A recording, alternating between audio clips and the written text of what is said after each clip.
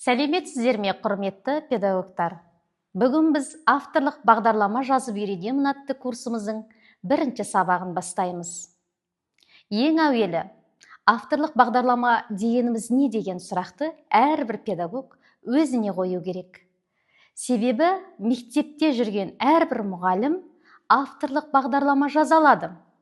Ең бастысы, педагогта мынадай мақсаттар болу керек. Мен білім сапасын арттырамын, бір пәнді, тарауды тереңдетемін, немесе кәсіби бағдар бере аламын, оқушылардың зерттеушілік, зияткерлік қабілетін дамыта аламын, немесе оқушылардың шығармашылық қабілетті арттыра аламын. Кей педагогтар ерекше түрде жаңа бір технологияны ұсынуы мүмкін. Осы мақсаттардан кейін біз мынаны түсіну керекпіз. Авторлық бағдарламаның бағыттары болады. Негізі 4 бағыт. Бірінші бағыт толықтырылатын деп аталады. Ол бейімделген. Яғни белгілі бір пәнге байланысты, қазақ тілі болатын болса, грамматика саласы, математика болатын болса, есептер, яғни логикалық есептер, тарих болатын болса, хандық дәуір деген сияқты, белгілі бір тарау, немесе бір бөлім, немесе бір сыныптағы мәселелерді тереңдете, толықтыруды қажет етеді. Осы бағытқа ең көп басымдық беріліп отыр. Екінші бағытымыз комбинаторлы деп аталады. Яғни кіріктірілген. Бұл жерде 2 пәнді кіріктіруге болады.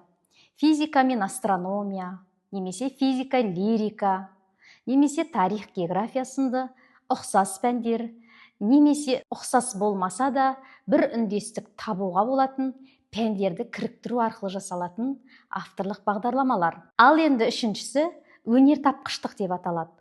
Бұл мектептегі үйірмелер, мысалы драма үйірмесі, көркем сөз, музыка, қолөнер секілді бағыттарды өнертапқыштық бағытта дамыту. Бұларға оқушылардың шығармашылық қабілетін шыңдауға бағытталған жұмыстар жатады. Ал 4-ші бағытымыз жаңа технология. Бұл тың технологияны ұсынумен ерекшеленеді.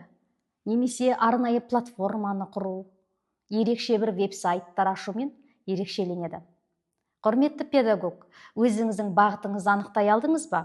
Әріптестер, бірінші сабақтан не түсіндік? Яғни біз ең алдымен авторлық бағдарламаны кез келген педагог жасай алатынын түсіндік. Содан кейін өзіміздің бағытымызды айқындадық. Үшінші мәселе, біздің білім стандартынан ауытқымау керек екенімізді түсіндік. Олай болса, бірінші сабағымыз тәмам.